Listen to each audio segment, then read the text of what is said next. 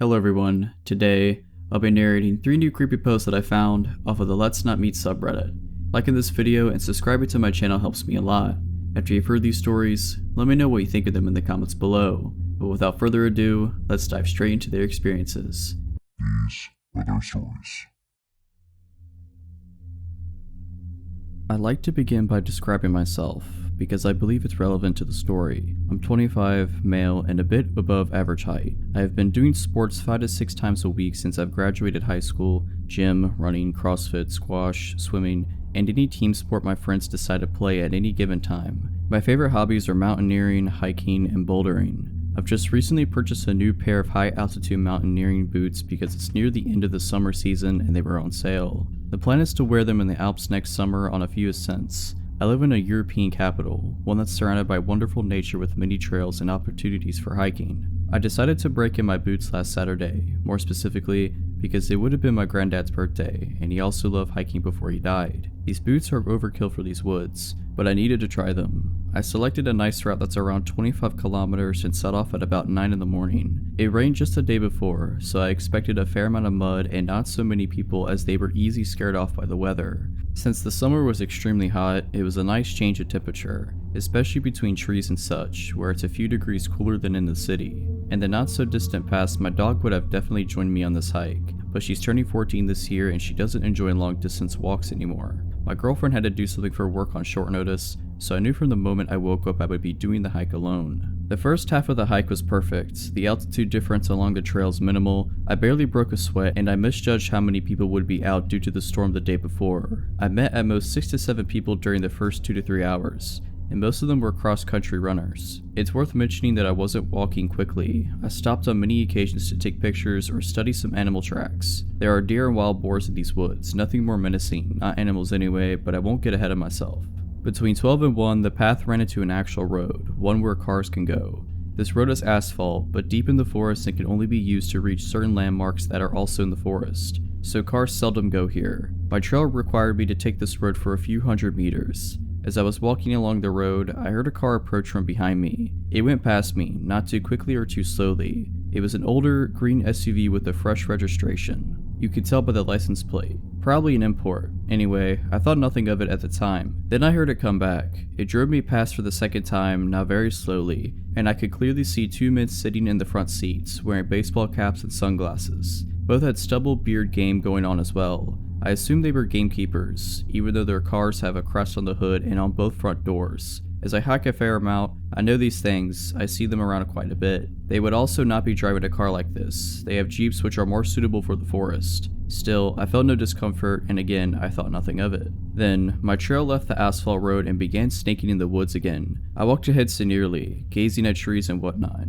Then, I suddenly had the strange sensation that something or someone was behind me. An engine sound was becoming more and more clear as well. At this point, the trail was quite narrow, but if, for whatever reason, you want to drive a car in it, you could, just about. Now when I turned around, the aforementioned SUV was basically in my face. It was an arm's length away from me, and it stopped just as I had. I looked at the driver, who was staring back, as I can only assume as he was wearing sunglasses. I calmly asked him, "What's wrong? Shall I let you go?" in a polite tone as his window was rolled down. He didn't speak. He slowly started reversing and he soon disappeared behind a curve. Now I was quite uncomfortable. I also noticed that he was alone in the car, unlike earlier. I listened intently, standing still since I wasn't sure what was going on. At this point, I was not scared, but there was a faint feeling of unease in the air and bad thoughts began gathering in the back of my mind. I heard the car and the engine stop just behind the curve. I heard a door open and shut, but nothing from that point on. I turned around and began walking towards my destination at a much faster pace than before. Now I was a bit scared.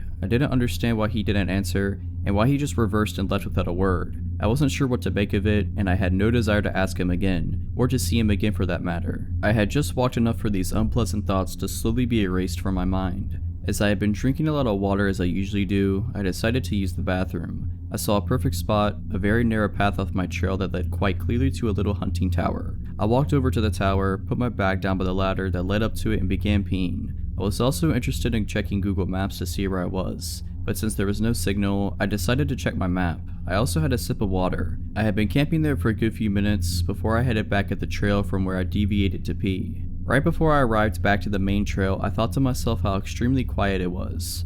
No wind, no noise of any kind, absolutely nothing. This made me realize just a moment later how alone I was. Except for the man who was standing maybe 50 meters away from me on the trail, in the direction where I was headed. I only saw this as soon as I stepped back on the trail, since the small one to the tower was well hidden by trees and you couldn't see the main trail, as it was running perpendicularly to the small one. I looked at him and I was instantly chilled to the very bone. He was dressed in tactical clothing, with a baseball hat on his head. The only reason he was standing still, I believe, was a moment of surprise that I had appeared from a place where he didn't expect me to appear from. At this point, I was fully and utterly alarmed. He was holding a rifle that had a scope on it. Had this happened without the incident with the SUV, I would have probably walked along the trail thinking he's a hunter. However, in light of the strange encounter with the SUV, from which the second man was missing, something in me snapped instantly. In hindsight, it's also illegal to hunt in these woods this time of year. I figured in the matter of 2 seconds that I was going to sprint through the woods until exhaustion, towards and past the tower, as it seemed natural to do at the time.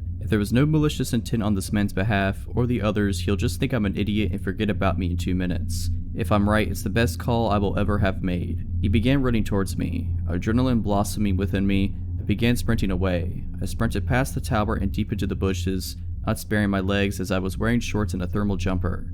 I crashed through branches, small trees, and slipped on several occasions. I really did sprint until I was exhausted. It must have been several kilometers. I even crossed some smaller trails but didn't even bother to look either way. My pulse was a billion the whole time. I began checking my phone for a signal, but nothing. I was already really angry at myself for not memorizing the license plate. After a while I began power walking, but still off trail straight ahead in a direction that I knew would sooner or later lead me out of the woods. When my phone got a signal, I told the story to several people frantically, but no one took me too seriously. They said I was overreacting and whatnot. You must have misunderstood the situation. Finally, I reached a trail that led directly to a cute little town that borders this rather large forest. It felt like an eternity, but I walked the last kilometer to the main square, took off my jumper and put it in my bag. At least I looked a little different from far away. I waited for a bus that took me back to the station near my car, rather anxiously. After the bus ride, during which I studied each car on the road, I walked back to my car, got in and drove home. My dog welcomed me like I was coming back from a 2-year deployment.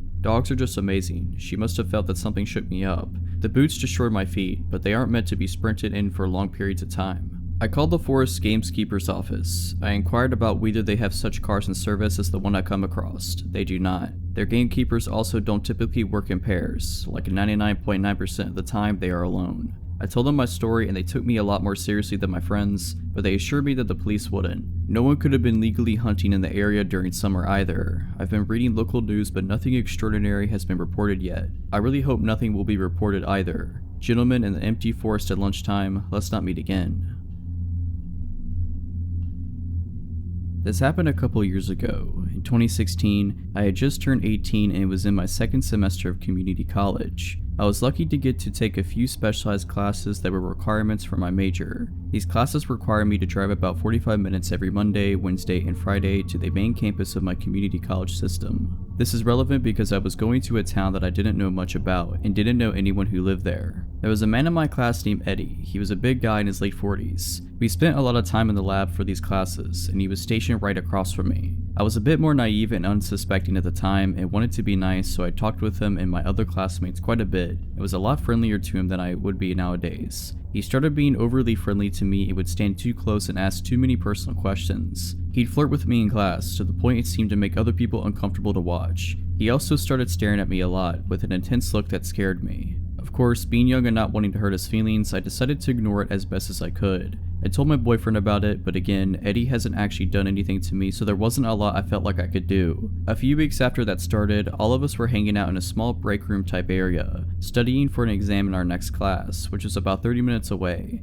I was sitting at one table chatting with some middle-aged women in my class, and Eddie was at the next table over messing with his phone. I noticed that I was going to get something from the vending machine and stood up. As I did, he tried and failed to discreetly turn his phone toward me and snapped pictures of me as I walked in the machine, got my drink, and bent over to pick it up. I realized what was going on as I was walking back to my seat, with him still taking photos, and I shot him a look. He put his phone away and just sat there staring at me. I was trying to look pissed, but honestly I was just really freaked out. I excused myself from the table and called my boyfriend near tears, telling him what happened. He was angry and said that I needed to tell someone, but I said no, I didn't want to make a scene. He tried to comfort me as much as he could, but I had to go to class soon afterwards. Our last class finished at about 9 p.m. and since it was January, it was completely dark out when we all walked to our cars. I was actually texting one of my guy friends about what had happened when Eddie walked up to my car, stopped for a second, and looked at me through my windshield, then slowly kept walking, watching me through my driver's side window the whole time. He was parked nowhere near me and the wind chill was below zero, so he had to have made a point to walk by my car like that.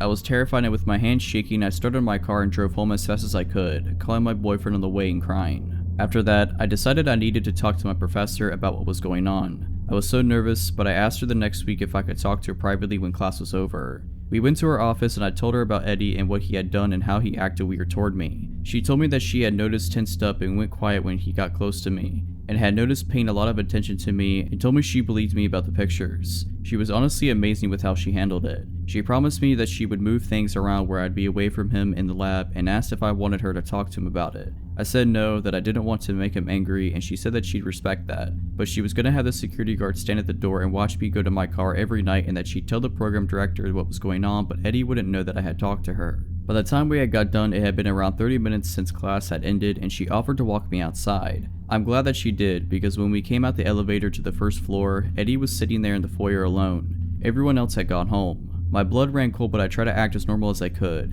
He seemed as surprised to see her professor there as she was to see him. She asked why he was still here, and he said he noticed my car was still parked out front and wanted to make sure I didn't have to walk out by myself. I'm pretty sure I was as pale as a ghost, but my professor gave him a look that I couldn't read and said not to worry. She's walking me to my car from now on and the security guard will be there every night. He said that was good and quickly said goodnight and left. It still chills me to think about what could have happened if my professor didn't walk me down to my car that night. I have no idea what he was capable of doing.